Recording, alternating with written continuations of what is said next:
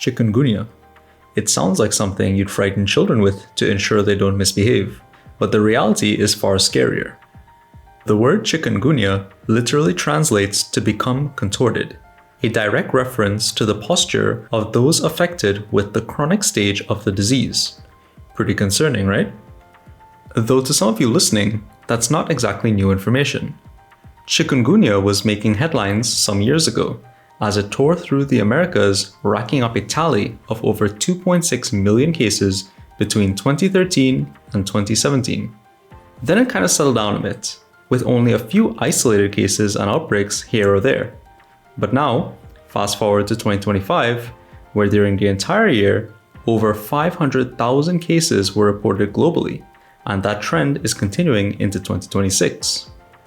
The hardest hit region is currently South America, specifically Brazil, Bolivia, and Paraguay. In the Caribbean, Cuba is facing a massive outbreak, with over 51,000 cases documented recently. We'll explain why that makes sense in a second. But it's not just tropical regions. Europe is also being impacted.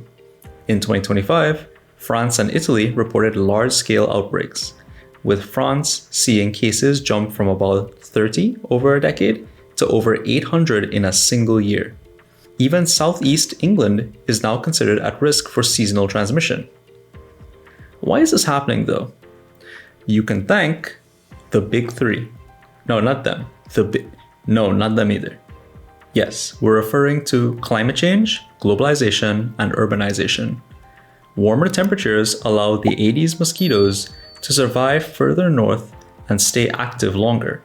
Globalization allows for the virus or different strains to be introduced to new regions, and urbanization creates a scenario where humans, mosquitoes, and their respective habitats are in close proximity.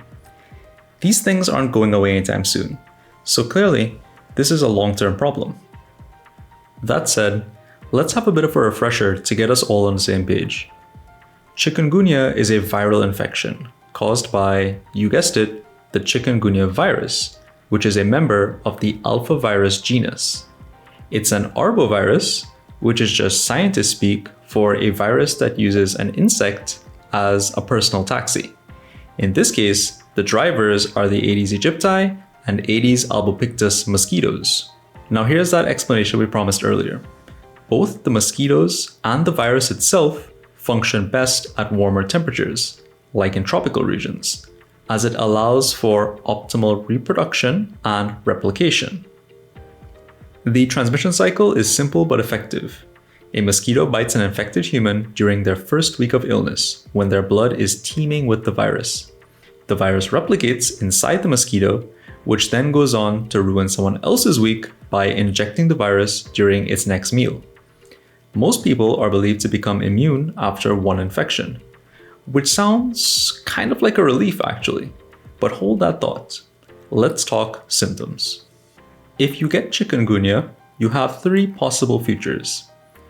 Some fortunate individuals will become infected and will be big chillin', aka asymptomatic. The majority, however, will not be so lucky. Symptoms usually hit 3 to 7 days after the bite. You get a sudden fever, which is often over 39 degrees Celsius, or, if you want to be weird about it, 102 degrees Fahrenheit, as well as a rash, which can cover up to 90% of your body. But that's just the appetizer. The main course is the joint pain. We're talking excruciating pain that can affect all your limbs and is usually symmetrical, meaning if you're feeling pain on your left side, you're feeling pain on your right side as well.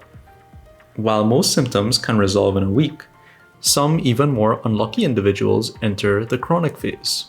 So depending on what source you're looking at, up to 40 to 60% of patients experience persistent arthritis or joint pain, resulting in contortion and deformity, and can last for months or even years.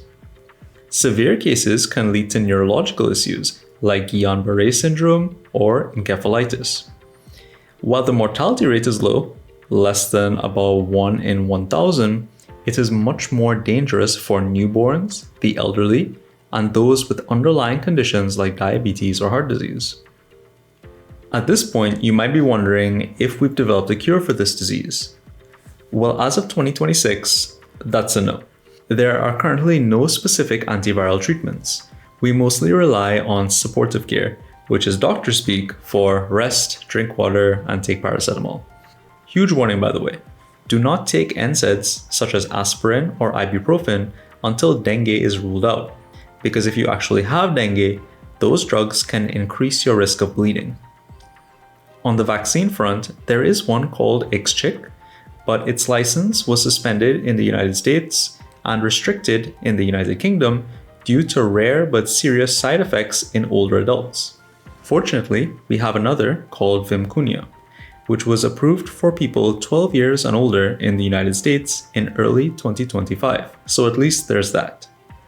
Ultimately, it's best that we fall back on the old wisdom of prevention is better than cure. Public health agencies like the Pan American Health Organization and the Caribbean Public Health Agency are urging integrated vector management. This involves using insecticide testing to make sure the chemicals they spray actually work on local mosquito populations, eliminating their breeding sites, and improving surveillance to detect shifts in vector and case distribution. For you at home, the advice is not much different from what you've heard before. Drain standing water, use repellents with DEET or picaridin, and wear long sleeves, weather permitting of course. That's all for now. Stay safe, stay uncontorted, and we'll see you on the next one.